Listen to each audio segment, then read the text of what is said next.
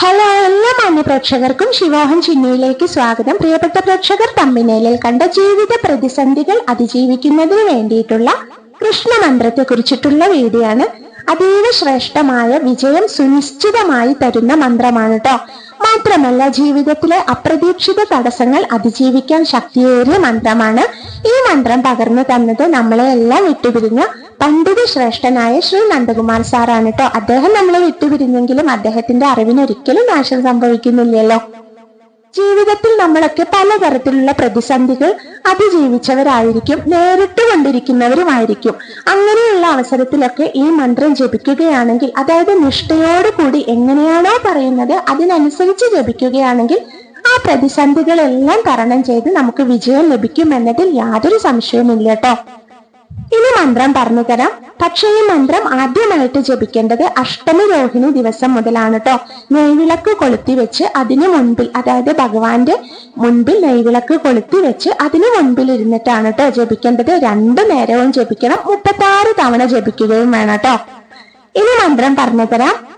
ഓം കൃഷ്ണായ ശ്രീം കൃഷ്ണായ കംസാരയെ ശത്രുവംശ വിഘാതിനെ ശ്രീം ശ്രീം മമ അഭീഷ്ട സിദ്ധിം ദേഹി ദദാഭയ ശ്രീം സ്വാഹ.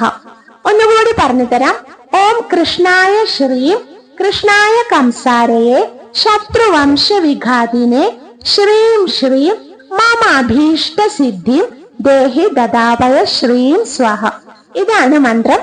കുറച്ച് നിഷ്ഠയുണ്ട്. ആദ്യം പറഞ്ഞതുപോലെ തന്നെ ആദ്യമായിട്ട് ജപിക്കേണ്ടത് അഷ്ടമി രോഹിണി നാളിലാണ്. 2 നേരവും ജപിക്കണം. 36 തവണ വീതം ജപിക്കണം. എങ്ങനെയാണ് ജപിക്കേണ്ടത്? നെയ്വിളക്ക് കൊളുത്തി അതിനു മുൻപിൽ ഇരുന്നാണ് ജപിക്കേണ്ടത് കേട്ടോ. അഷ്ടമി രോഹിണി ദിവസം വരെ കാത്തിരിക്കാൻ പ്രയാസമുള്ളവർക്ക്, അതായത് അത്രയേറെ പ്രതിസന്ധികൾ തരണം ചെയ്യുന്നവരാണെങ്കിൽ മാസത്തിൽ വരുന്ന രോഹിണി നാളിൽ ജപിച്ചോളൂ. അഷ്ടമി രോഹിണി ദിവസം ജപിക്കണം എന്നാണ് കേട്ടോ പ്രത്യേകം പറഞ്ഞിട്ടുള്ളത്. പക്ഷെ ഇനി കാത്തിരിക്കാൻ പ്രയാസമാണെങ്കിൽ മാത്രം രോഹിണി നാളിൽ ജപം തുടങ്ങിക്കോളൂ. ഉത്തമം അഷ്ടമി രോഹിണി നാളിൽ ജപിക്കുന്നതാണ് കേട്ടോ. സമയമൊക്കെ ഉള്ളവരാണെങ്കിൽ, അതായത് അഷ്ടമി രോഹിണി വരാൻ ഇനിയും കുറെ സമയമുണ്ടല്ലോ.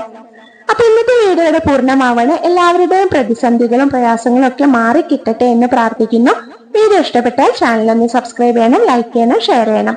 എല്ലാവർക്കും കൃഷ്ണ ഭഗവാന്റെ കൃപാകടാക്ഷം ലഭിക്കട്ടെ എന്ന് പ്രാർത്ഥിക്കാന്. Thank you.